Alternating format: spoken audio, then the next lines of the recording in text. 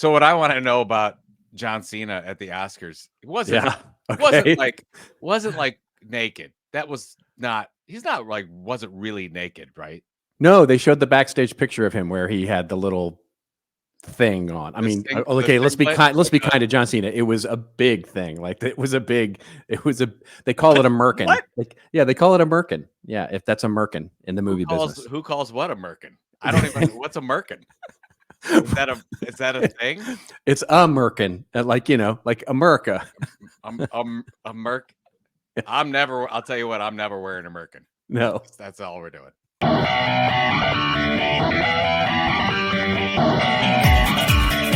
remember, everybody has your story to tell. Tell it well. Of this old marketing. And now, for your listening pleasure, here's Pulizzi and Rose, covering the week of media, marketing, and digital content news. This old marketing.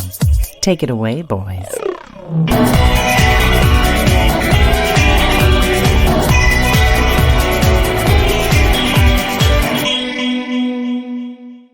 Well, hello, my friends. Welcome to This Old Marketing, proudly brought to you by the HubSpot Podcast Network, the audio destination for business professionals. And I'm Robert Rose, and welcome to episode number 419 for Friday, March 15th, the Ides of March, 2024. And with me, as always, is my pal, my colleague, my friend, and, well, a guy who's thinking that he should probably Photoshop his own royal family pictures right about now, Mr. Joe Pulizzi. So, is it really a big deal? They're just handling it wrong, right? Isn't that the issue? Totally. Yeah, and when we get to hits and misses on the show, I'll talk a little bit about it. But that's exactly it. It's just so bad. It's so bad. The comms people here just effed up so badly. It's I feel bad for her. I really do. It's not like she ran into Lensa and like it created an AI. Now that would have been cool. I want an AI generated like futuristic image of her and the kids. Kate Middleton.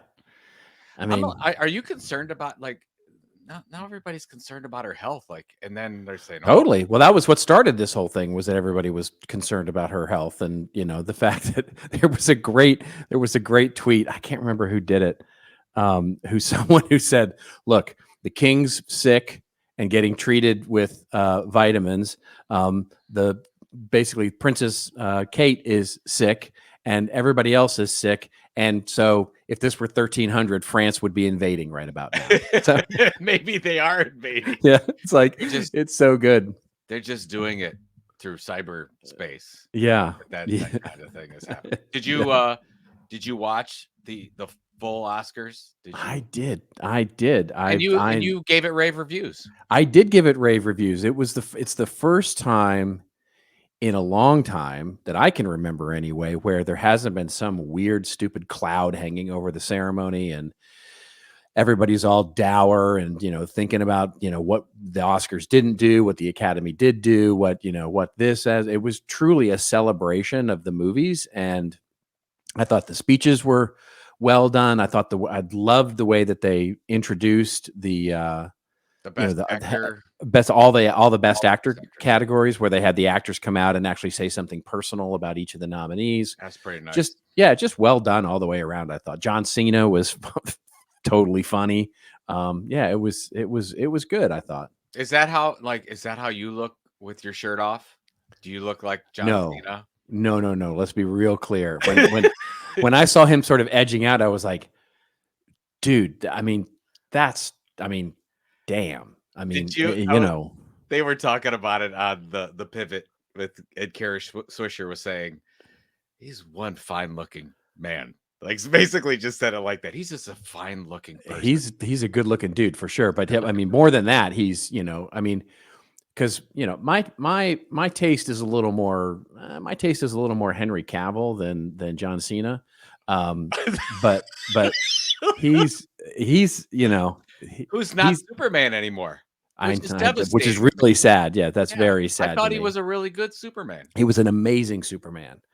Yeah, he was actually maybe behind Christopher Reeve, my favorite Superman. Yeah, that's not a stretch though. Let's be honest. What do you mean? Can you name any of the other ones? Like that? Yeah, really sure. Brandon Routh, was there, and remembers that. Nicolas Oh, Cage for about 25 minutes. Yeah, well, that was good.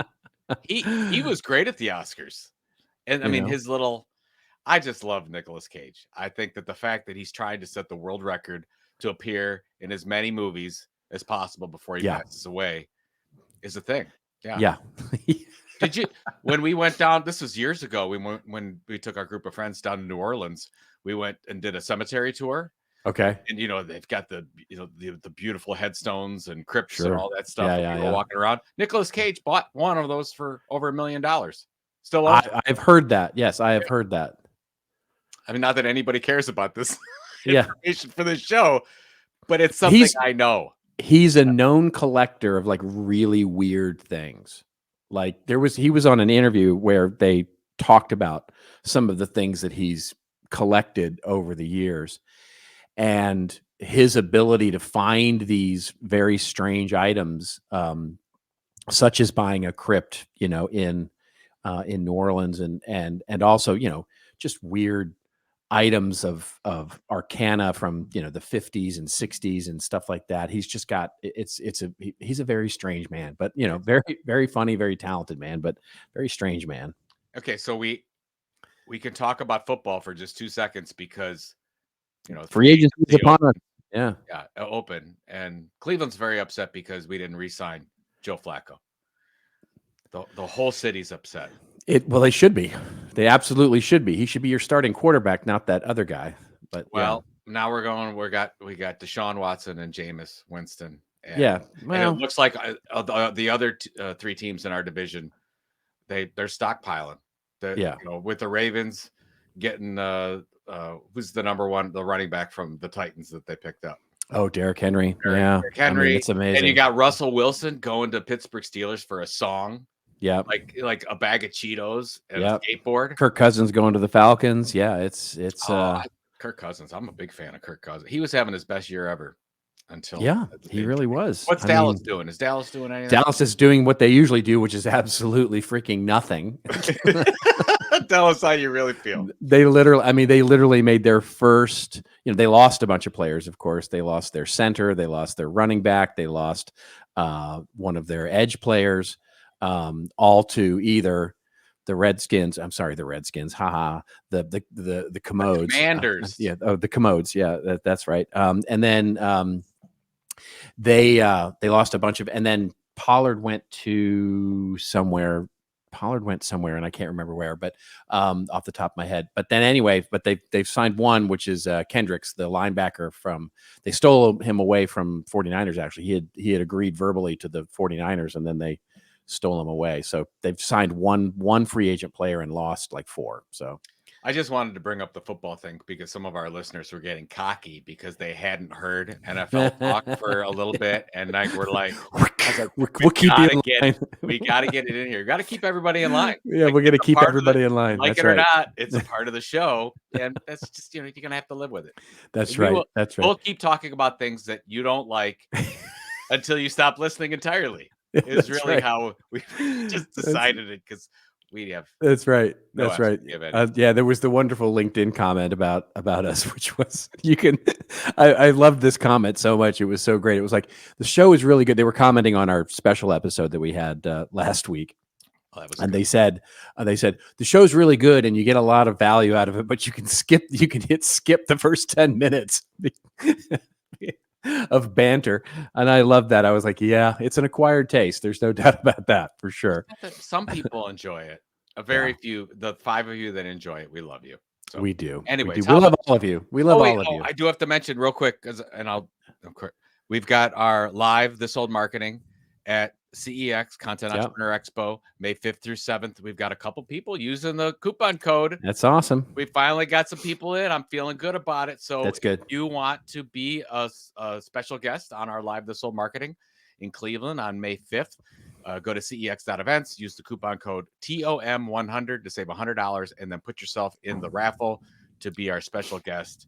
And we're going to have a super fun time doing that. Fantastic. Special episode. Now to today's show. To today's show, we have a great show. We have a fun show. We are going to talk about there's some breaking news literally as we go to record this. The U.S. House of Representatives has passed a bill forcing the sale of TikTok, to Joe Pulizzi's gleeful joy, I'm sure. So we'll talk about that. Google Gemini basically is taking the opposite stance, and it won't answer any questions about the elections. Now we'll talk about how the media is being affected by the rise of AI across all these platforms. MrBeast has commented on content, and MrBeast basically says the overstimulated era of content is over, and the, as Ann Handley might say, the slow food, the slow cooking content is the way to go. And then OpenAI, coming back to AI just for a little bit, has made a deal with some publishers in France. There's a joke there that I'm not even going to go close to, but I'm just not even going there. But anyway, they've made a deal with some publishers there. And what might it mean for the U.S. and other parts of the globe and publishers and the deals, especially those that have lawsuits against OpenAI? We'll get to hits and misses. And we're going to talk a little bit I'm going to talk a little more about the Kate Middleton and the PR and comms fail here and what we can learn as marketers from that. Joe is going to talk about Divine's speech at the Oscars, which I'm very curious about, his take on that. Then we'll get to our rants and raves, of course, where I will rant a little bit about the 95% of all agencies will be replaced by AI from Sam Altman, is quoted in a new book. Yeah, it should be. I want to hear that take. Yeah. And then Joe's going to talk about Kara Swisher's new book. And I'm sure it'll be something around print. So there we go. Maybe not. You don't know me. You only think you do. You don't know me. All right. All right. You know what? You always say it's going to be a great show. Sometimes it's not. Sometimes it's not. It's probably true. That's probably true. But the thing is, you don't know until the end. No, you really don't. Even when we're done, we're like, that was a good show. And then it's like, that wasn't great. Yeah. It was, but that's what you get. That's what you get when you don't edit your show. You just get what you get. You just get what you get. All right. What do we got? All right. We're moving on to our first story here, which is our big news story segment, which is, of course, the thing that everybody's talking about is that the House has passed a bill that could lead to the TikTok ban. Dun, dun, dun. This coming courtesy of Axios, because honestly, Axios is one of the only places that you don't have to frickin' register to get into the thing. Anyway, the article opens up by saying the House on Wednesday passed a bipartisan bill that would force China-based ByteDance to sell TikTok or face a ban in the U.S. Lawmakers passed the bill 352 to 65. I mean, that's got to be the most bipartisan thing that's passed in a while. Basically, the legislation has moved very quickly, introduced last week in the House Energy and Commerce Committee and voted unanimously to advance it to the floor just days later. But it lacks a companion bill in the Senate where lawmakers are still weighing the measure. And it seems like McConnell is not even sure he's going to bring it to the floor for a vote. Basically, there's been some pushback on it. Some of the people who did vote against it have pushed back saying, free speech, et cetera, et cetera. The TikTok folks descended upon Washington, all the influencers saying, don't take away my TikTok. What do you think, Mr. Pulizzi? You have predicted this for some time, and looks like it's finally coming to pass. Jeez, what did we start talking about this? Like last year, ago? I think. Yeah, it was. I know Trump was still president at the time when we were talking about it. That's right. And by the way, he's flipped. He's flipped. Right. He's completely flipped his position on this. Yeah, because he doesn't like Mark Zuckerberg. That's right. That's right. He's got a really good following on TikTok. But anyways, the thing that I'm disappointed by is it's always talking about this data and privacy issues and that kind of stuff, which is nothing to do with the issue. But that's how they're getting it passed through. It's like, oh, we can't let the Chinese get our data and all this stuff. And it's the power that TikTok has is because they can change the narrative very quickly by whatever they're sending to the audience. They could, it's funny even, you and I both listened to Scott Galloway on the Pivot and his own personal podcast. Yeah. And he himself says that he gets all his news from TikTok. Yeah. So he's a very, and by the way, he's also a supporter of banning it. Yeah. Which is interesting. Yeah. But, there's no way that TikTok will get banned entirely because there will be picketing and there will be violence and there will be horrible things that will happen if you just said, okay, it can't be on any Google phone or any Apple iOS device or whatever the case is. So, okay, the House goes and passes this. I honestly don't think it's going to pass the Senate because they didn't do nobody from the House that I can see is really working with anyone on the Senate to make sure this thing goes. But that said, I've always believed that has to happen because there's no way long term that the United States is going to let one of the major media companies, and that's what TikTok is, a major media company, be owned by a foreign presence. It's not like if it was NBC, if it was CBS, it wouldn't happen. There's no way that government would let this happen. Okay, it's happened naturally, so they've got to expunge themselves from it in another way, and this is going to be the way it's done. But it's not going to be Steve Mnuchin, by the way, which was announced that Steve Mnuchin was putting together a finance group to buy it. That's not going to happen. But anyway, what do you got?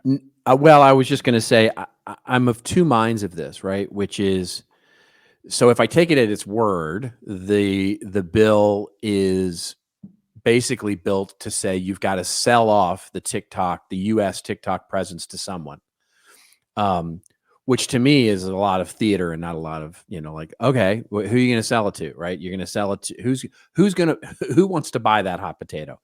Maybe Oracle wants to buy it. Maybe Microsoft wants to buy it. Maybe, maybe somebody wants to buy it. Maybe a group can come together and actually purchase it. And ByteDance might agree to sell to it. I mean, of course they would have to get money from it. I mean, they're going to get, they're going to either sell it for, $1 and basically take a percentage of revenue from that point forward, or they're going to sell it for a big chunk of money and then sort of just divest themselves of the U.S. market on TikTok. I just can't see from a PR standpoint, from an actual brand standpoint, any big American company wanting to take this on, right? Because all it's going to do is attract more attention, right? It's going to attract more bad attention. Unless it can somehow be positioned as an acquisition where, the red, white, and blue, blah, blah, blah, it gets bought. And, they can position it as we're going to save it from itself, right? We're going to save it.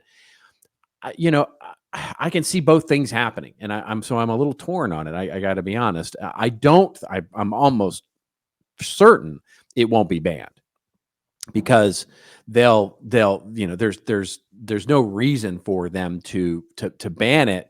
Would be to be setting an amazingly, and they would probably win in the courts.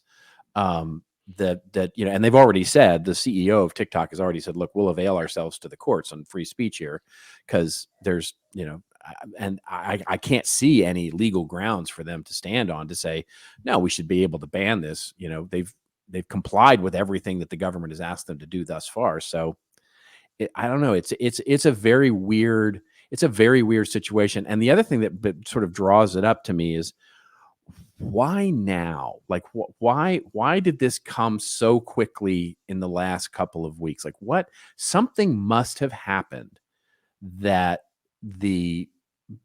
both sides, both Democrats and Republicans, must have decided this is a good issue for us. Because you got to imagine none of them wanted to come together. I mean, they couldn't even come together on an immigration bill, and the Republicans basically said, no, we're not going to pass an immigration bill because it's good for you if we actually pass legislation. So there's more going on here than we see. I have to think. Isn't it the fact that this group of representatives have passed the fewest amount of anything that's ever happened? That's true. Like, they've literally done nothing. True. So if they get something through, they can at least say, hey, this is the thing that saved America. Like, we did this true. One thing. Yeah. I'm sure they got together and both like, what are we going to be known for? They're going to be known for doing a whole lot of nothing. So let's get this thing together. Let's take this old issue. Let's dust it off. We've got both people running for president that have a stance on it now on opposite sides, mind you. So let's go. Yeah. And I have to, by the way, I also have to imagine that the Facebook, basically the Meta lobbying has been hot and heavy on this, right? Because who does this benefit the most, right? Where does this move really benefit somebody? It's Meta for sure. I mean, if TikTok has to go through any sort of weird transition or weird sort of thing where there's uncertainty and fear and, there's so many videos of TikTok creators going, but my livelihood is on here, and so I don't know why they all have Southern accents per se, but yeah, what was that? Yes, but nonetheless, they're all like, rented land, but but at the same time, they're right. There, a lot of them are making really good livings off of being creators on this platform, and they're scared to death. And so I have to imagine that Meta is like, chomping at the bit to say, by the way, you can come over here. We can come over here and do the same thing. But your point about whatever happens, so it passes the House, even if it does pass the Senate, it's going to court. This is going to take years. They might not have. Totally. They might not have to do anything. They might just say, hey, we'll play it out. I mean, if I'm the CEO of TikTok, I'm going to play it out. I'm not going to force a sale because it is, depending on how you look at it, Robert, it could be the most valuable media company on the planet. Yeah, I think that's right. Most influential right now, I would say yes. Yes, and the thing is, as I read the tea leaves here, selling the company would always be on the table, right? In other words, if he says, nah, I'm not going to sell it right away. We're going to, let's, like you said, let it play out. How are we going to do this, right? No, we're not going to sell the company. We're going to continue to, unless you go ahead and ban us. If you got the votes, go ahead and ban us. And if they do get the votes to ban, they'll go at the 11th hour, they'll go, oh, we found a buyer, right? And so it's, there's no reason for them to capitulate. So I think the bigger issue is, and we can go to the next one. So it sort of, it says we're in this, I had just got off a phone call. We were talking about, okay, we're already in a post social media environment. We're moving to a post search environment. What's left? And that's, I think, for marketers and creators that are listening to this, it's this idiotic conversation that you and I are talking about TikTok. The bigger issue is that where can we have any kind of content property that we can feel good about getting up in the morning and saying, yeah, I mean, because search especially was always like, hey, great. We got our search keywords. We're doing our linking right. And I could see a world in the next 3 years where that search, maybe less than that search isn't around anymore. Google search, as we know, is completely changing. And now we're getting into this whole thing about Gemini, which you can lead to. But it's just, that's where I would focus on. It's not even just, it's getting kicked off of YouTube. It's not having any control of the algorithms. Nobody cares about the creator ultimately, whether you're doing any of this stuff. So you're just going to have these big media companies now that are going to direct, and we don't have any say in it as content marketers and creators. It's a chaotic time, there's no doubt, and AI is a core component of search because search is broken. We know that. We're starting to see that sort of reach sort of the bubbling point, as it were. It's sort of been the sort of quiet, sort of under the quiet voices in a corner saying, yeah, search is really broken. Search is really broken. The SEO people know this. There's been articles on Search Engine Journal and all these kinds of things about how broken search is as Google throws more and more paid media. The de-index, like this morning, I was reading some articles on what Google's doing to de-index all these sites. Yeah, that's right. Whether they deserve it or not, they're saying, okay, well, we don't want them. And so you've got sites that were getting 1 million, 5 million, 10 million visitors a month coming from Google going to nothing. Like, just I had this conversation with one of my clients last week where we talked about, so for those of you who don't know, Google 2 weeks ago or 3 weeks ago introduced a new algorithm to try and clean up a lot of the sort of commoditized content types of things, mostly hitting sort of the clickbaity, very surface level sort of content farm types of content to try and get much more valuable content up. And so the interesting thing is that a lot of e-commerce companies, especially those that are in really highly commoditized spaces, rely a lot on these sort of, what's the best stereo? Like what's the 10, that give us the 10 best light bulbs, give me the 10 best, sort of things. And then they use affiliate marketing, obviously, to and sort of, and many brands have launched these sort of affiliate sites, review sites as they are, as their properties, right? So they're sort of, it's a little bit of, let's call it gray hat SEO working, where you have a brand that launches sort of a review site, of course, puts its product as number one or number two in the space, and then basically arbitrages the search traffic and basically creates, an affiliate marketing for itself. And so it's an interesting challenge, because a lot of those sites now are basically disappearing from the front page, and they're being replaced by the brands themselves that put long effort into deeper, more valuable owned media content, basically took the time to put in the thought leadership or the thoughtful content there. And it'll be fascinating to see lay over that. And this is where we can get into our next story here, which is about Gemini. But there's OpenAI stories here, right? We talked about 2 weeks ago, I think, where OpenAI was basically giving bad, almost racist types of pictures, right? Where you would ask it and sort of it put a ban on that. Gemini now has basically launched with, now it's refusing to answer election questions. And this is from Ars Technica, where the story says, like many of us, Google Gemini is tired of politics. Yeah, I'm not sure about that. Reuters reports that Google has restricted the chatbot from answering questions about the upcoming U.S. election, and instead it will direct users to Google search. Google had planned to do this back when the Gemini chatbot was still called Bard, the company said, beginning early next year in preparation for the 2024 elections, and out of an abundance of caution on such an important topic, will restrict the types of election-related queries for which Bard will return responses. So I don't know what you think about this, but I think this is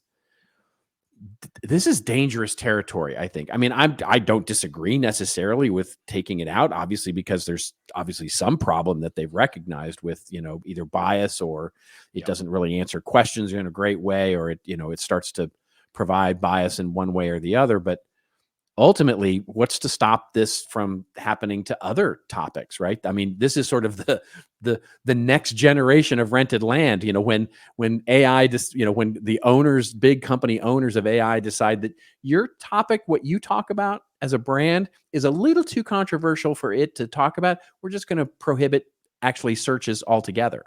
I mean, it's a little nutty. Well, this is where it's going to get crazy, where we're going to see multiple things happen. We're going to ask, what is truth? Like, who is the arbiter? Right. What actually happened? The training data going into all these large language models is already inherently biased, because the internet is biased. Right, of course. Created by human beings. So it's getting fed this, and then you put another layer of bias on top of that, and this is what we have. It's interesting. So Mike Kaput, who's Chief Content Officer at Marketing AI Institute, he spoke to our little mastermind yesterday, and he was really talking about, he ultimately sees a button that you can click and say, okay, I want all the content. I don't want it. I don't want anything held back. Give me all, give me all the politics, give me all the violence, give me everything. That could be a thing. Like, I don't know what your take is, but when you go into Gemini or ChatGPT, you could say, all right, I want the full fire hose of content as you have it, instead of this, here's what we believe that we should be showing you, which by the way, we knew this was going to happen. It happens with every media site, and what, like it or not, ChatGPT, another media company, AI generated media company, of is creating all this content as we go based on media that's been pushed into it. Yeah. Well, here's the problem I see with that. And this isn't disagreeing with Mike, but I mean, in a way it is, because the minute that they do that, the minute that Google does that, the minute that Microsoft does that, the minute that any OpenAI does that, and sort of provides you with a little, almost like I envision it like the old school radio push buttons, right? When you would, remember when you push the button and it would move the dial to your favorite radio station, right? So you'd have your favorites, right?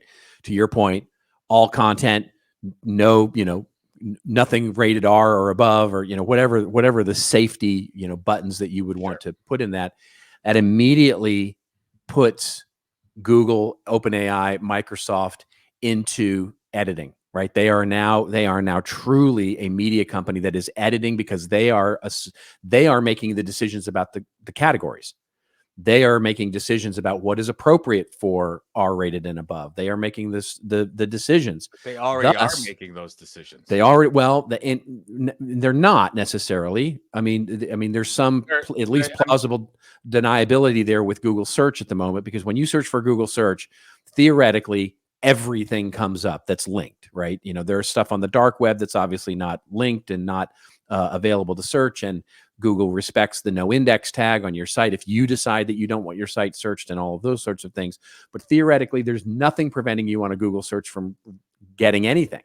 There's no categorization other than filters that you apply to it, like news or those kinds of, but even news could be news from a porn site, right? So the point being, it's wide open, and they can say it's just a platform and it basically surfs what's there. So Section 230, which is what gave them the ability to be able to do this all the way back in the day, if they provided some sort of category, that would be out, right? They would have to start to comply with, okay, is there a government oversight committee that says, here's what those categories equal, right? Is there a ratings board? Is there some sort of categorization board that makes it equal among all publishers?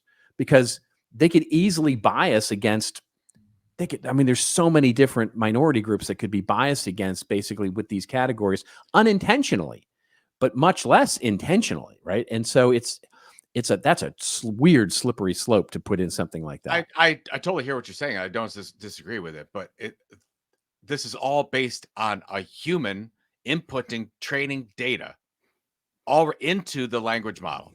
100%. It's already biased. They're Yes. already choosing and getting more biased, by the way, You're because just saying that they don't get caught on the back end because they can position it this way, but it's already happened, whether we know it or not, and whether they know it or not. So it's just like, that's where I'm concerned about, ultimately, where search goes away, and search as we know it is going away, and more people, and we talked about this on the show where you and I were at Social Media Marketing World, and Mike Stelzner asked on the stage, how many people use ChatGPT instead of search? It was like half the audience already there using this thing, based on what? Based on some human being deciding that this is what's going in to this language model. And then you have Microsoft's model, you have Google's model, you have OpenAI's model. And I guess, I can we can rant about this all day. We don't know. I mean, we're guessing, but I think from a content creation, content marketer standpoint, the next 12 months is crucial. Like, it's huge, critical for getting your story right and getting it out there 100%. in the right formats, because this is the time period that they're going to be taking this content and feeding it into the model.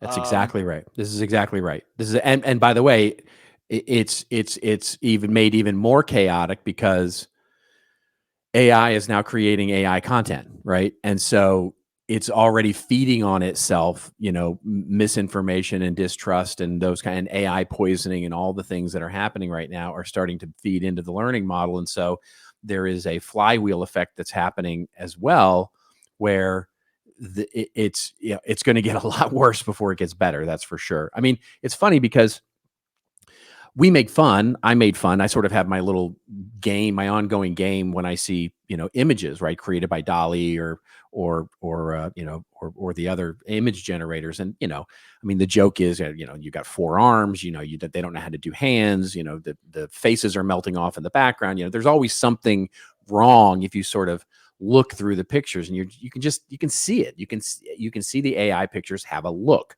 and they don't understand the details of what's actually getting done. Even in the most carefully done prompts, you can usually see something that's really off. Take that same thing, because that same exact thing is happening in text content that's getting generated by AI, video content that's getting generated by AI, but it's easier to see in imagery because we can see the anomalies because it doesn't reflect our real world. The text is harder to see because, honestly, you start to look at it and go, well, it looks kind of normal. I don't see 4 hands. I don't see a melting face, but they're just words. And so it's going to become really weirdly insidious to try and spot the sort of bad misinformation, disinformation, and create that level of trust. And so it's so incumbent upon us as creators, as marketers, as communicators to be so focused right now on trust of our own story, trust of our own audience's trust, because we're not going to get it from the big third party companies. They are struggling with this. Before we go to our break, yeah, I'll give you a really quick example. Just me personally, this is about 6 or 9 months ago or something like that, and I was typing into ChatGPT and trying to figure out, do they have the right information about me, about Joe Pulizzi? And I'm typing in, it's like my favorite color, it says, is purple. I was born in 1972, which I was not. I went to some university that I've never even heard of.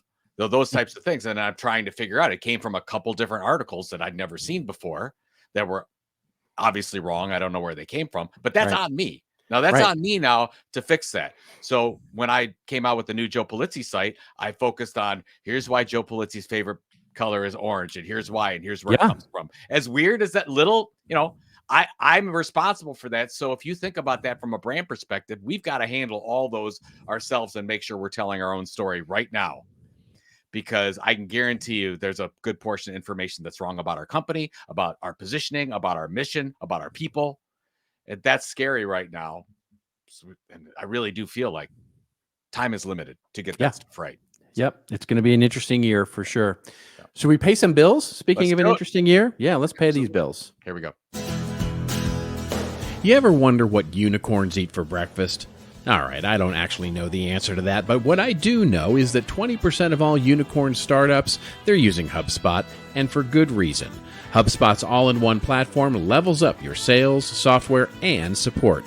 Plus, they have a huge collection of resources to help startups scale, and with HubSpot for Startups program, you can save big off your first year. To see if you're eligible to save on HubSpot, visit HubSpot.com/startups.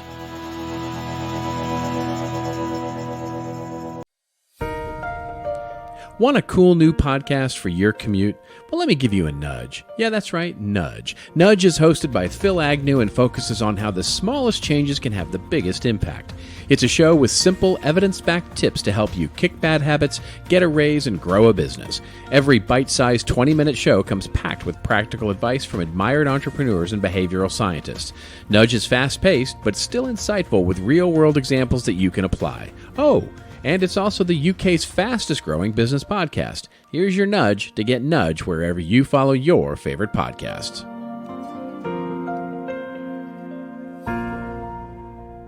Are you familiar with a company called Notch? They help enterprise marketers drive business results with their content. Now, Notch is excited to invite you to their upcoming conference, Content Connect, a conference for enterprise marketing leaders using content to drive business results. You can join speakers from JPMC, Square, and Marriott, as well as your fellow content, digital, and analytics leaders for a day of keynote sessions, interactive workshops, and unparalleled networking opportunities. If you are interested in attending this free, did I say that right? Free event, please visit notch.com/content connect. We'll put this in the show notes. Notch.com/content connect. That's KNOTCH.com/content connect. Be there.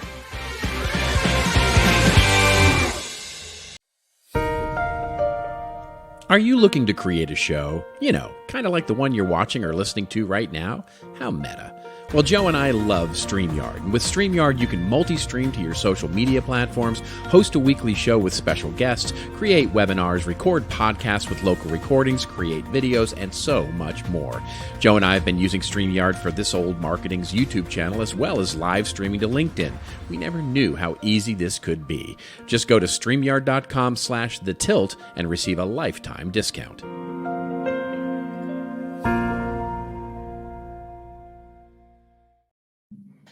Podcast advertising is not dead. No, it's not. It's not. We're rivaling Kara Swisher in Galloway now with the number of spots we have. It's like wait, like whatever the record is, we're gonna hit it because we're that competitive. Pretty soon it's gonna be welcome to show number 682, and then just 30 minutes of ads, and then it's your story to tell. Tell it well. Actually, that's my favorite show. That's the show I don't have to show up for. Yeah. Before the show, before this show, I was complaining that I had a rough week because I actually had to work this week. Yeah. Nobody likes Joe when he works. That's I want the no. They like the no work Joe. no work, Joe. Yeah. So all right. It's like it would be what would it be? Not Joe.xls. Because Joe.xls is no good to anybody. No, nobody wants it. Joe.ppt is good. Is good. Nobody wants Joe in. No, nothing. Yeah. No, it's funny. My dad, who has had some health problems, has some memory issues. Let's put it that way. It's funny because he remembers that I retired. So whenever I see him, he's like, "Are you doing anything?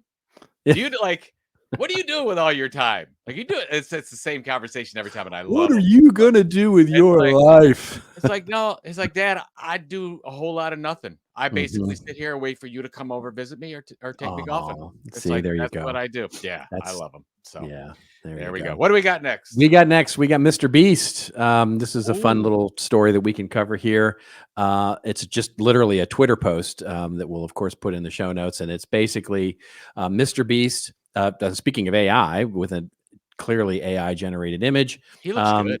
Yeah, it looks good. Yeah, I mean, obviously the AI knows who he is, so they can. I mean, well, he's not really that handsome, but I mean, he's a handsome guy. But I mean, this guy is like action movie star handsome. He's not. Right. He's fine. It's not Ryan Gosling. No. Well, Brad Pitt handsome. Yeah, right. Well, or John Cena handsome. That's right. Or Henry Cavill handsome, right? Yeah, there you go. We're going to do a special episode on the guy we think looks pretty. Handsome men. That's right. Okay. Anyway, so MrBeast says, "Look, fellow YouTubers, let's get rid of the ultra fast overstim era of content. It doesn't even work because this past year," says MrBeast, he's slowed down their videos, focused on storytelling, let the scenes breathe, yelled a lot less, created a lot more personality, longer videos, and the views have skyrocketed. And basically he posted, day number 5 of one of his survive 7 days in an abandoned city idea. And basically it's got almost 50 million views. It's amazing. So I've seen this as well. I mean, this gets right to it's sort of a nice segue from what we were just talking about, which is it seems that even on YouTube, maybe this isn't as true on TikTok, where sort of the stupid pranks and the really sort of childish sort of videos are still pretty prevalent. Yelling videos, screaming videos, those sorts of things. But on YouTube, I've really started to see that the ones that are performing are those that are really taking the craft seriously, that really are looking at YouTube as a place very much where we can develop deep, long-running, sort of valuable storytelling ideas. And it seems to be working for a lot of people. I don't know what you're seeing in your content creator community. This is absolutely a trend, and it's worth paying attention to. I've had a lot of conversations, and some of it stems from just simple content burnout, where it's just like, I can't do all the things anymore because I can't be great in all the different platforms, which we can't. We have to choose and be excellent at one. But I think the algorithms are actually paying attention to this, and in YouTube, for example, I don't think you're being rewarded to put up 4 pieces of content a day on your YouTube channel. You're being rewarded if you do one amazing that's that gets a good watch time that people are sharing. I mean, basically back to the basics of content creation and distribution. So I saw this thing from MrBeast and I'm like, yeah, this makes perfect sense. This is what's going on. And I'm talking with content creators about, you don't have to do the TikTok, the Instagram, the X and trends or whatever. Yeah. What's the other one? What's the other one? That's the X competitor. I can't even remember what the name is. Threads. Yeah. I said trends. That's it. I'm losing my mind too.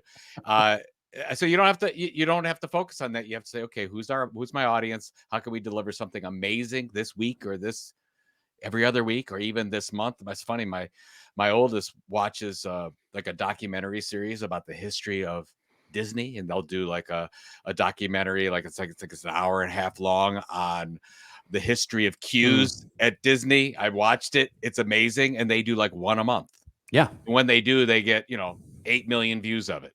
Yeah. And that's their thing. And I would like to see, focus on a content cadence that you can be amazing and with the resources you have. Yeah. And I think MrBeast is playing into that. Yeah, absolutely. And it's it's funny because I've started to see less and less of, and I'm happy for this trend, seeing, because as you know, I actually like TikTok quite a bit. And am a big consumer on it. I'm not a big creator on it yet, but certainly I'm a consumer of it. And I've started to, and maybe this is just a function of the algorithm. Maybe, maybe it's just one person's sort of echo chamber, if you will. But I've started seeing a lot less, and gratefully so, of the sort of, the cruel pranks, where somebody does something to something, like somebody slaps them on the head, or, takes something, pretends they're ripping them off or something like that. And it's like, oh, it's just a prank, bro. Right. That I've started to see a lot less of that, or the yelling thing, where you just, you're yelling at people. And I've started, it's sort of the old, remember the old World Star, right? Where it was all fights all the time, right? It was just all people getting in fights and stuff like that. I'm seeing a lot less of that these days. And again, maybe that's my filter, but I've also started to see a lot more of at least attempted levels of storytelling and from these content creators. And it feels like it's a real trend. And it's one that I hope continues, because that's obviously where, even given our discussion of 10 minutes ago, it's where we want to be. I mean, most of my dealings are with B2B creators and B2B content marketers. And I always say, like, what, if we do a basic content audit, they do all the things, right? They're doing everything. And I'm like, what's your show? Like, what's your regular show to your audience? If you think of, it's not an e-newsletter, it's a show. It is set in an e-newsletter package. It's not a YouTube video, it's a show. It's sent via, like, if you think about it that way, because a show has a mission, it has a personality to it, it has a particular audience that you're targeting. And we just get down to simple storytelling and how it works over time, building an audience, it'll work for you. Yeah. I don't think you have to do this here and this here and this webinar and this research and whatever. It's like, does it fit within the show? Yeah, that's right. And it's basically, ultimately, it's, what do you want to be known for, right? What is it that you want to be? Because yes, the half-life of content is much shorter now, right? So that there's sort of the classic, people talk about this on the algorithm of LinkedIn. They talk about it on the algorithm of YouTube, where it's all about that first 24 hours, right? It's all about that first few hours of your existence and how much traction you get early on in order to sort of catch fire on the algorithm and be presented, and it sort of creates a flywheel effect sort of thing. And so it basically encourages you to be more provocative or more controversial or those kinds of things, so that you get that early attention, good or bad, right? In other words, you could be, hate watching it, be ridiculing it, be whatever it is. And then ultimately the theory that I at least was, seems to be going away, thankfully, the theory was you get that in one video, and then of course it'll raise the tide of all the boats, of your other content. But the point is that you can get addicted to that to such an extent that that's what you are, right? That's all you are, is sort of the sort of, the provocative person who, always shouts at the camera or does something like that. And you get your short half-life of attention, but you don't get any level of trust. You don't get any level of loyalty. You don't get any level of what it is that's in true engagement with your audience, because you're just all about the clicks. And nobody wants that. No, well, yeah, I mean, isn't that a song? It's all about the it's all about the clicks. Oh no, I was thinking all about that bass. Yeah. All about the clicks. All the clicks. No, okay, whatever. Right. No trouble. Anyway. Oh, that was all right. Nobody. We're gonna edit that out. No, we're not. We don't edit our show. That's right. That's ahead. Right. All right. Very quickly here, we're going to cover this just very quickly here, because it'll be the last story that we cover before we get to hits and misses here. But this is really interesting. OpenAI is dealing with publishers. And even as this is coming from TechCrunch, by the way, where OpenAI's legal battle with the New York Times over data to train its AI models. And by the way, it's not just the New York Times, it's a number of other publishers as well as part of a consortium that are fighting OpenAI. But OpenAI says TechCrunch is forging ahead on deals with other publishers, including some of France's and Spain's largest new publishers. On Wednesday, they announced that it had signed contracts with Le Mans and Prisa Media to bring French and Spanish news to OpenAI's ChatGPT chatbot. In a blog post, OpenAI said that the partnership will put the organization's current events coverage from brands including El Pay, Cinco Dias, and El HuffPost in front of ChatGPT users where it makes sense, as well as contribute to OpenAI's ever-expanding volume of training data. And basically, it goes on to talk a little more about the details there. But just quickly, is this a shot across the bow of some of the other American or sort of English publishers, and do you see them following suit here, or do you think publishers still basically have looked at the lesson that they learned from Google and said, forgive the pun, no mas? Man, this feels like 2002 all over again. Boy, it really does. To be honest, I mean, I've talked about it on this show a couple of times where I was in the office where the Google people came in, and Pet Media was, largest B2B media company in North America at that time, and they wanted to index all the content, digital content. And there's a lot of people that said no, and other people said yes. I don't know what the right decision is to make for the New York Times, but this seems like you better get this thing figured out quickly. Yeah. Because again, I don't know where this is going, but this is going to be where people get their information from. Yes. Like quickly, if not already. And if you're not included in that, that's bad. It is so funny. We are. I've been making this point lately with my with clients and with sort of audiences that I've been speaking to, which is, if you could have picked the worst time to introduce a technology that would exponentially scale your content production in a derivative and sort of misinformed way, when would you have picked? Let's see. When would I have picked? I would pick the worst time is right now, right? When there's so much distrust and misinformation and everything of manually created content. The last thing the world needed right now was some sort of tool to exponentially increase our capability to do exactly that. And the speed at which things are moving right now with search, with AI, with content creation, with trust, with all the mistrust and distrust in institutions. It's just such a hard. I mean, it's got to be really hard for these publishers to go, I don't know what the right answer is. It's really, really difficult. So this is kind of off the. It's on point, but I was listening to that Dr. Alfred Brooks talk about happiness. Yeah, and he was talking about the year. What was the single moment in time where we started to lose trust in our institutions? We started to get feelings of unhappiness, where there was more depression and negativity. You're like, what? So is it 2001? Was it 2008 or 9? Financial crisis? Is it 2020 and COVID? It was 2008, 2009, not for the financial crisis. It was because of social media. That was social media introduced into it's interesting. The hands of people, where we're getting an impression and we're getting limited content and our content and algorithmically based content. And I think we're seeing, and now I'll lead it to today, I think we're seeing another one of those moments right now. Yeah. And that's what's scary. I don't want to like it. And I'm the guy that always talks about, going to Wyoming and then building the bunker and all that stuff. Exactly. But I'm genuinely concerned. I talk with my wife about this all the time, about the changes in what's going on with the behaviors of the people that we know based on this. And I have faith. I still have faith. I still have faith George in Michael. us. Yep. You gotta have. Are you faith. George Michael faith? Are you Limp Bizkit faith?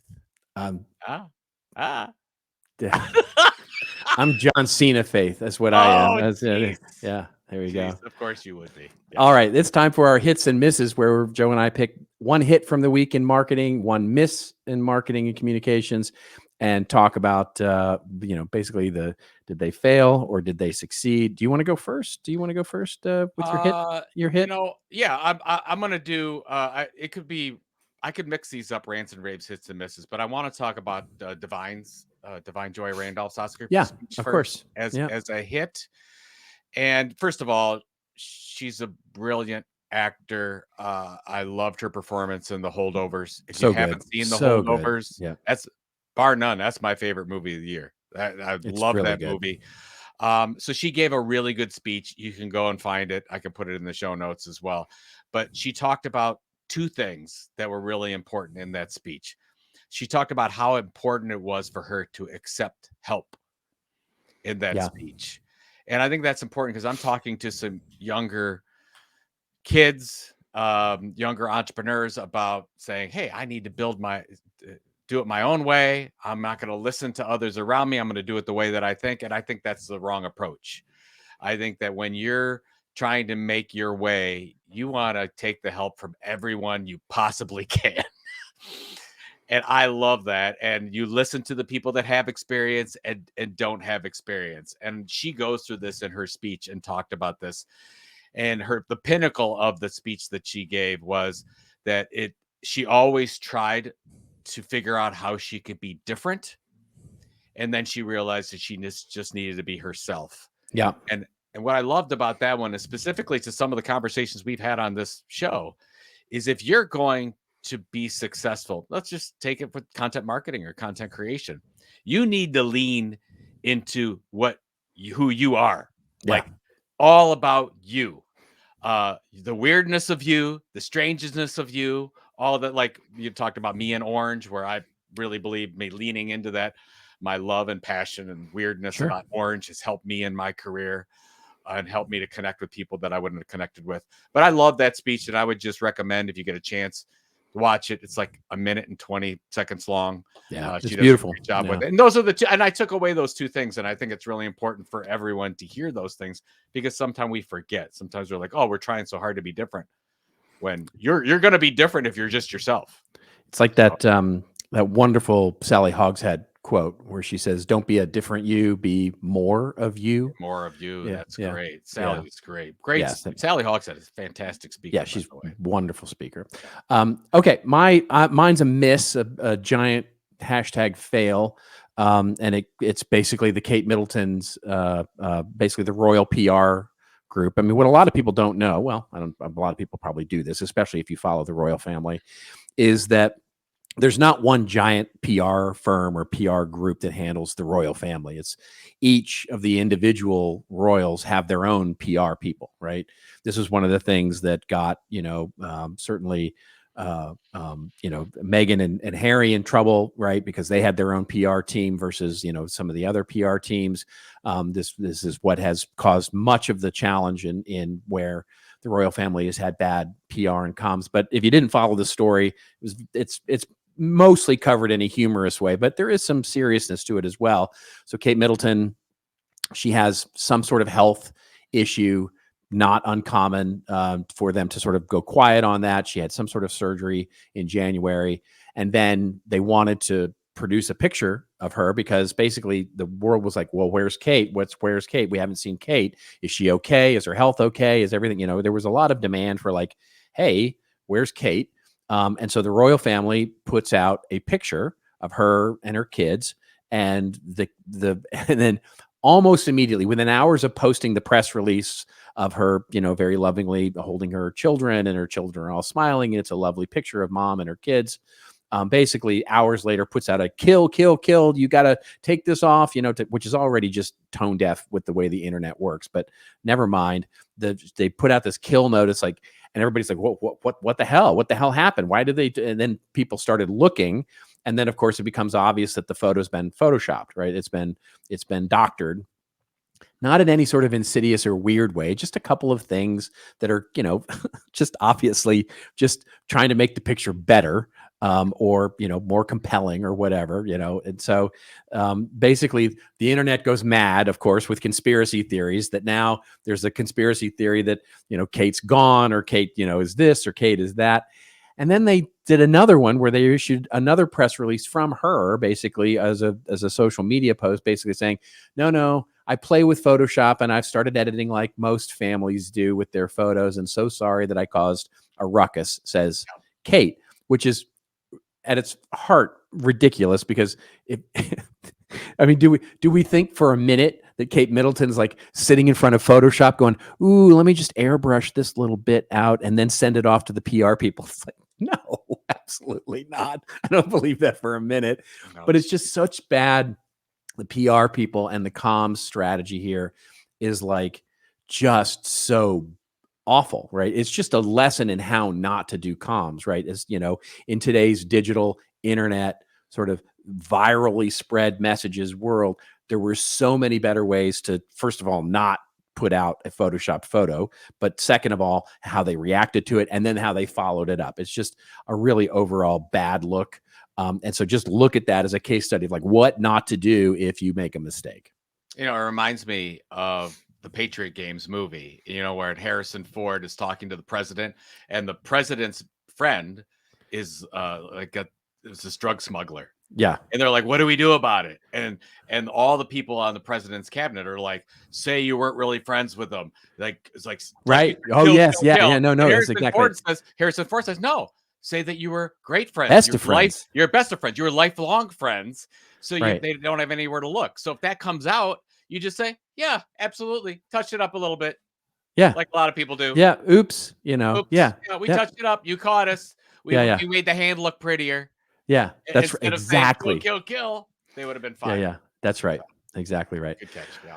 All right. Now it's our rants and raves section very quickly here as we get to the end of our show where Joe and I go off on a little bit of a rant or a little bit of a rave that makes us feel like John Cena and we look like John Cena, or makes us something that we look like John Cena, or we look like ourselves basically with our shirt off. I like half John Cena, but the Chewbacca version. That's kind of what I look like. You got that V going? You got that V going down there? Because that's a thing, right? Yeah. All right. Let's move on, please. Yes. Okay. Shall I go first, or would you like to go first here? I'll go first. Yeah, you go. You go.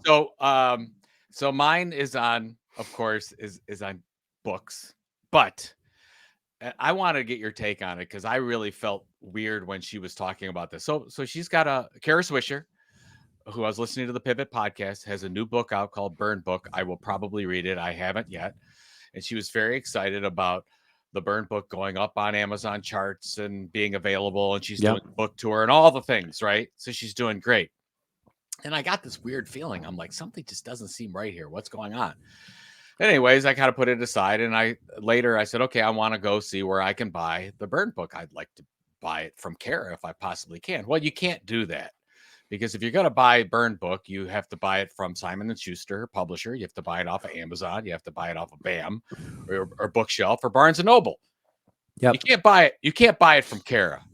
Now, I know this is like, I know behind the scenes, you know, everybody knows that you do a deal with a publisher. You can't sell directly. They don't let you sell direct. But I want Kara to mention on her podcast, hey, my fans, because people listening to Pivot are her fans, her followers, her subscribers. Why can't Kara come out and say, hey, instead of going out to Amazon and all the other places and giving your data to them and having them get all the money from this thing, why don't you go to karaswisher.com or whatever the website would be and buy directly from me? And we've got a special deal for all our followers of Pivot. That's right. And Sarah can then, they can print that off on demand or whatever, or have it available, and they can send it directly from Kara to the fan. And she could package that however she wants to. And I know that doesn't happen, and we don't live in that world yet. But what bothered me about the whole thing, Robert, is that we just default to, when anybody comes out with a book today, we have to sell it this way. We have to sell it through Amazon. We have to sell it through Barnes & Noble. There's no other way to do it. When, of course, as I'm learning more about this, you can absolutely send your fans. I'm not saying don't use Amazon or Barnes & Noble. Absolutely use them. But if you have fans that you can send directly to your page to buy the book exactly the way you want to, telling your story and have it come from you, wouldn't you want to do that? Wouldn't you want to do that? And I know she doesn't do it because she got a big old fat bonus from Simon & Schuster, and Simon & Schuster's going to sell it however they want to sell it. But I guess I'm just making the point where I think there's a better way to do this now. I think we should start thinking about that. And I was sad that Kara didn't mention something like that. Maybe she will next time. Next. Maybe Scott Galloway will when he launches his book. I don't know. Yeah, it's interesting. It's an interesting. I mean, the obvious answer is because she's, I mean, and I don't fault her for this, but she thinks of herself and is generally fascinated by her fame. She wants to be famous. She enjoys being famous. And so having a Wall Street Journal best-selling book for her is the goal, right? It's not even books. Like I'm sure the revenue is like very secondary to her. It's all about, can I be notable, right? Yeah. No, I get that. And yeah, but I guess what I'm more concerned about, and you and I have a lot. I mean, we've done this too, right? We're like, oh, where are we in the Amazon charts? I think we're focused on the wrong things. Like, who cares? Yeah. Who cares for one day if you hit a category bestseller? That's right. Anything, so you can say that you're a bestseller. It makes no difference at all. Wouldn't it be better that if you and I come out with another book or something and we say, hey, This Old Marketing listeners, we've got something just for you. Yep. Go to Robert or my site and you can get this special offer, and we are going to send this to you packaged from us, because the technology exists today to do that. Instead of saying, oh, no, go to Amazon. Jeff Bezos is going to get more of that money. Jeff Bezos is going to get all that data. Well, not Jeff particular, but you know what I mean. Well, it segues beautifully into my rant, which is all about this sort of, so Marketing AI Institute, Paul Reitzer's company, and Mike, who we talked about on the show just a little bit ago, they had a blog post and then a subsequent podcast where they discussed this quote that comes from a book called Our AI Journey is the name of the book. The interesting thing is, just a very quick side note to how this segues so beautifully with what you just said. If you go look at the Our AI Journey book, it is basically a content marketing ploy, right? It is basically this group called Forum, which is a thought leadership consultancy kind of thing. And they've set up sort of an online community.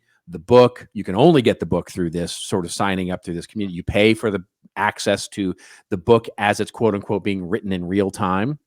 And so you get access to the community and the chapters of the book as they come out. And then you can have a printed copy of the book if you pay. It's brilliant, right? Because here it is, they're building an owned media audience. They're selling their book on their own website through their own thing. But here's the thing, they're not getting the mainstream media coverage because of this, right? They're not getting, in other words, this quote that Sam Altman has in an interview that he did for the book, it hasn't yet, it certainly will get to the mainstream media. But that's the side story, right? That's an interesting sort of case study, but it gets right to what you were talking about. The quote itself is what the story is about that Marketing AI Institute talked about, which is what, Sam basically came out and said in this book. He said, well, 95% of what marketers use agencies, strategists, and creative professionals for will easily, at almost no cost, be handled by AI in the future. And to put context to that, he was talking about AGI, by the way, because the question posed to him was when AGI, or artificial general intelligence, which is way more sophisticated than what we have now with ChatGPT 4 and all those kinds of things, because the follow-up is, well, when are we going to get AGI? And Sam was like, well, 5 years, maybe a little longer. So everything he's talking about here is at least 5 years away from his point. And if you believe some of the other people, it could be 25 years, it could be 50 years before we get to AGI. It could be never we get to AGI. By the way, we've never even really defined what the hell AGI even means yet. I mean, nobody has a good, solid, sort of standardized definition of what AGI means yet. It's like, we'll know it when we see it. Okay, all right. But anyway. When they say no, that's when. Exactly. When the thing says no, I'd rather not. That's right. Yeah, that's right. And so here's the thing. I don't mind that Altman is doing this, right? He's trying to raise $1 trillion in venture capital money to do some amazing things. And so he's clearly in wind everybody up mode, right? Even when he's doing these interviews for books that aren't getting a ton of publicity at the moment. And so, I mean, it would be pretty self-deflating if they go, well, what do you think about, AI and creative services? If he went, I don't know. Maybe it'll provide a few more incremental sort of efficiency levels for our employees, and it'll be good for. No, that's not going to sell any books, and it's certainly not going to help him raise $1 trillion. He's got to wind everybody up. But the thing is, I also hate this because ultimately, two things happen. One thing that happens is, and this gets to exactly what we were talking about at the top of the show, which is all the nuance goes away. I promise you, when you see the headlines from this 95% quote hit mainstream media or even social media, what you're going to see is Sam Altman predicts that 95% of creative agencies and strategists are going away because of AI. That's what you're going to lose the AGI context. You're going to lose all the different things. The second thing, which is also just as insidious, is that the quote itself is built to be hyperbolic. It's built for clickbait, right? This technology that has its evolved and fundamental innovations in technology, the telephone, electricity, all those kinds of things. Yes, they change us. Like, they change the way that we do things. You cannot have one on the supply side versus the demand side. In other words, you can't, just because you have a faster horse called a car, if there's no demand for the car or the faster horse, it doesn't matter how fast you develop a car. And so it's always gated by how quickly we can get to better demand for the innovation itself. So it suggests that if any innovation like AI is going to be successful, most people will have to develop it. And so while it's really great for these kind of quotes to be a scare tactic and fear, uncertainty, and doubt, basically it's so dangerous because it just really puts the fear into people, and it's just, I think, so unnecessary. And I'll give you a quick example of this. So Altman says in the interview, 95% of what clients use creative agencies and marketing for today will be done by some form of AI. Okay. I'm going to switch that quote around a little bit, right? I'm going to say, in 5 years, 95% of creative agencies and marketing people will use some form of AI to do what their clients want. Now, we just said the exact same thing. I just put the change on us, not the technology. In other words, I put the change on the demand for the technology rather than the supply of the technology. But my quote is not going to raise $1 trillion.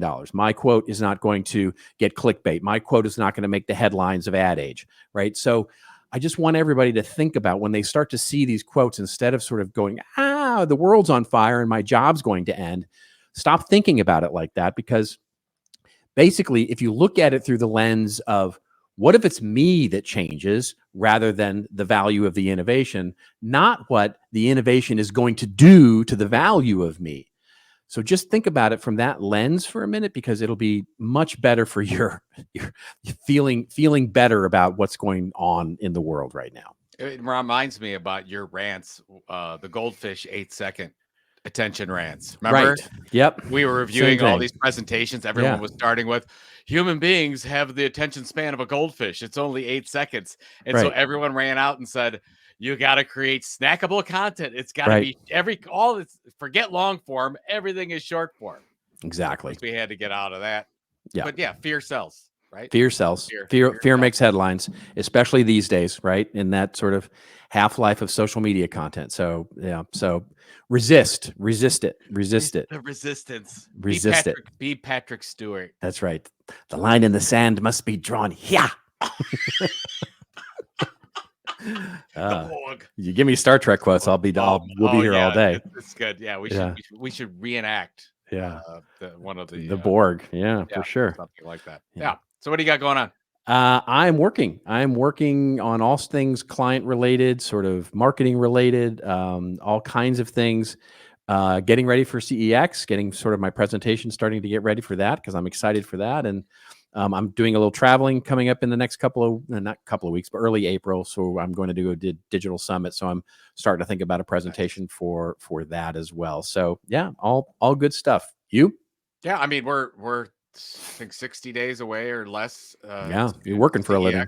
Yeah. So we're getting everything going, and registration's looking good. So we're trying to get 450 people this year. I think we had like 350 last year. So yeah, it's looking really good, and love the lineup, including your wonderful pretation. We'll see. Mine's going to be fine. And then we're doing some traveling as well. For a few weeks, we're going to go to the first time to the Florida Keys.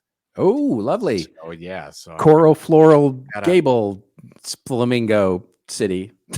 I've been told by most people that I got to go to Ernest Hemingway's Oh, twice. the Keys are beautiful. The Keys are actually, I mean, you know, my love hate affair with Florida, but the Keys are absolutely spectacular. Yeah, you'll have a great time. It's more of a hate love Pretty much, yeah. relationship Pretty with, much. Yeah, with pretty Florida. much.